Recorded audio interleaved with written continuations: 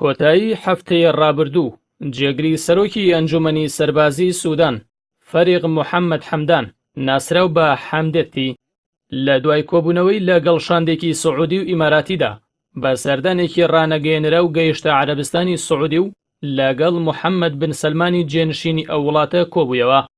لەو کۆبوونەوەیەدا پشتیوانی سوودانی بۆ سعودی ڕاگەیاند لە دژی ئەوەی ئەو ناوینە هەڕەشە و دەستدرێژی ئێران و حوسیەکان.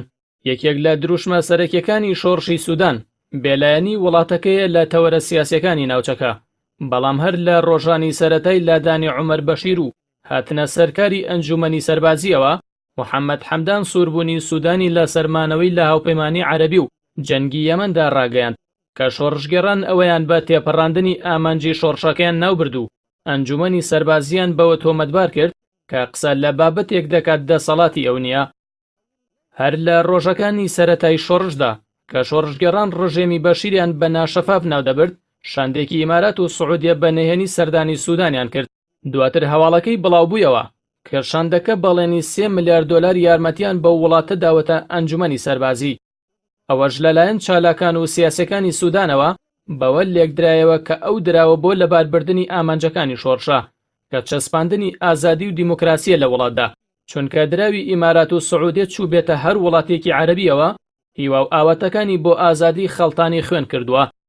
هەر لەو کاتەدا بەهۆی ئەوەی جێگری وەزیری دەرەوەی سوودان ڕایگەیاندبوو شاندێکی قەتەری دەیەوێت سەردانی سوودان بکات لە پۆستەکەی دوورخرایەوە.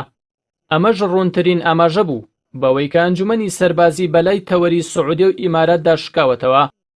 لە سەرەتای دەست بەکاربوونی ئەنجومەنی سەربازیدا ئەو ئەنجومەنە باڵێنی دەدا کە لە ماوەیەکی زۆر کورتدا دەسەڵات ڕادستی ئیدارەیەکی مەدەنی بکات، بەڵام لە دوای گەیشتنی یارمەتیە دارایەکانی سعودی و ئیمارات ئەو ئەنجومەنە بە شێوەیەکی سست و بەرنامە بۆ داڕێژرا و مامەڵە لەگەڵ شۆڕشگێڕاندا دەکات و بە بیانووی جۆراوجۆر خۆی لە بەڵێنەکان دەدزێتەوە.